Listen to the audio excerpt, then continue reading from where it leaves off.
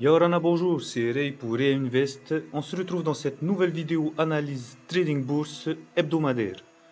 Nous allons étudier les marchés du Forex. Avant d'aller plus loin, veuillez lire les mentions légales. Notamment le fait que Ray Invest ne fait pas de conseils en investissement financier. L'avertissement lié au risque.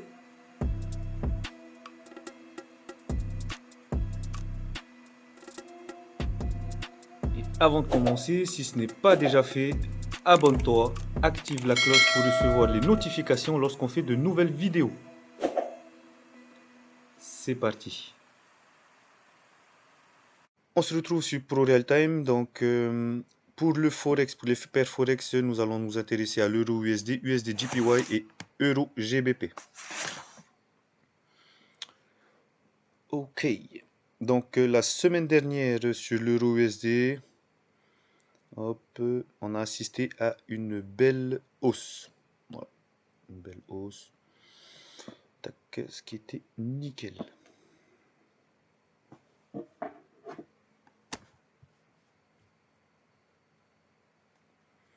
Donc ça, on peut le supprimer ici aussi pour plus de clarté et ne pas vous embrouiller sur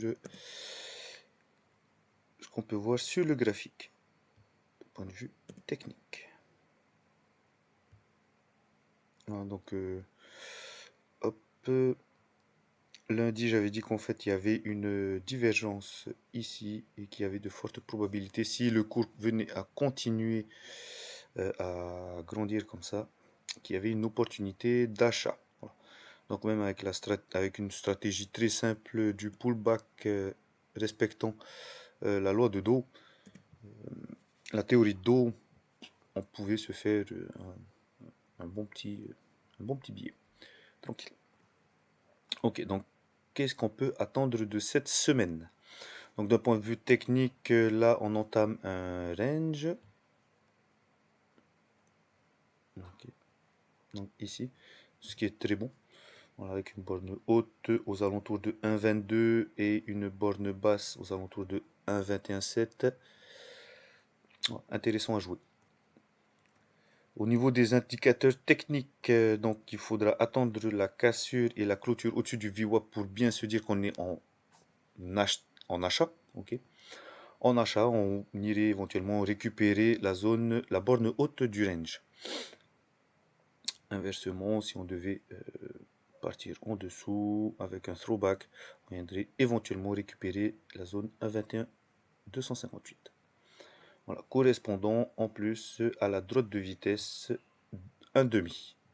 Okay. Donc voilà. Au niveau des bandes de Bollinger, donc on entame la phase 3, puisque tout se resserre, donc phase de consolidation, il faut attendre. En plus, on revient chercher l'équilibre de la bande correspondant à la SMA 20. Tac, et au VWAP. Au niveau du RSI, donc on est à l'équilibre total, puisqu'on est à 53. Il n'y a pas grand chose à dire, on est dans un range. Il faut adapter donc sa stratégie d'investissement. Au niveau de l'USD JPY, donc là on est clairement en tendance haussière avec une grosse pression baissière. Okay. Donc c'est bien pour ça que là on a une résistance oblique qui nous tient depuis qui tient bon depuis le 31 mars. Voilà, qui a été rebondi ici. Donc là ici on a fait une tentative de cassure claquée et puis en fait la pression vendeuse, donc jeudi 13 mai elle nous a rattrapé, donc on est revenu encore. Voilà. Tac tac tac tac. Donc au niveau des droites de vitesse on est bien baissier. Là il y a de fortes probabilités pour qu'on aille chercher la droite 2 tiers. Si éventuellement on revenait à casser, faudrait attendre un pullback pour reprendre et aller chercher justement la résistance oblique. Donc là, au niveau de notre support oblique tracé, donc le point 1, hop là, Le point 1 qui est ici le mercredi 6 janvier avec le point 2 tracé ici le vendredi 23 avril. Donc on voit bien que notre oblique a bien joué son rôle.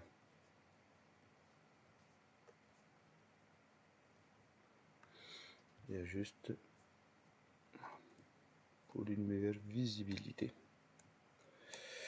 Clac. Donc tendance de fond haussière avec une pression vendeuse bien identifiée. Je supprime inutile. Clac, clac, clac, clac. D'un point de vue des indicateurs techniques, donc on est en dessous du VWAP. Donc voilà, tendu de prendre une position acheteuse. Voilà. Au niveau des bandes de Bollinger, on est quasiment flat, on est à l'équilibre au niveau de la moyenne mobile simple 20 périodes. Et au niveau du RSI, on est à 50. Donc on est clairement à l'équilibre. Il faut attendre des signaux un peu plus probants et des confirmations pour pouvoir prendre position à l'achat ou à la vente. Voilà ce qu'on peut dire d'un point de vue technique Euro-GBP. Au niveau de l'Euro-GBP, c'est quasiment la même chose. Voilà, quasiment la même chose, quoique là on entre dans une consolidation. Hop, donc dans un range ici. Voilà, avec deux fois travail sur la borne haute, on vient ici, clac et on repart. Bon, c'est pas au pipe près là, c'est simplement voilà pour que vous visualisiez un peu mieux le range. Tac tac. Ensuite, au niveau des indicateurs techniques, donc hop, là on a cassé le VWAP, ça y est, donc là on va travailler justement la résistance horizontale, la borne haute du range. On le voit aussi sur le RSI où les acheteurs justement ils ont un peu plus pris la main, ils appuient un peu plus le signal puisqu'on vient de passer la barre des 50, on est à 55, 56. Donc ouais. Voilà, c'est tout ce qu'on peut dire. Voilà, la tendance de fond elle est bien haussière. Est-ce qu'on peut identifier un autre support oblique éventuellement? Voilà, ici.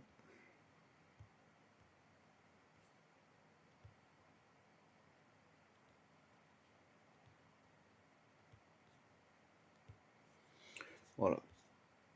1, 2, 3 touches. Donc en fait notre support oblique il est bien confirmé.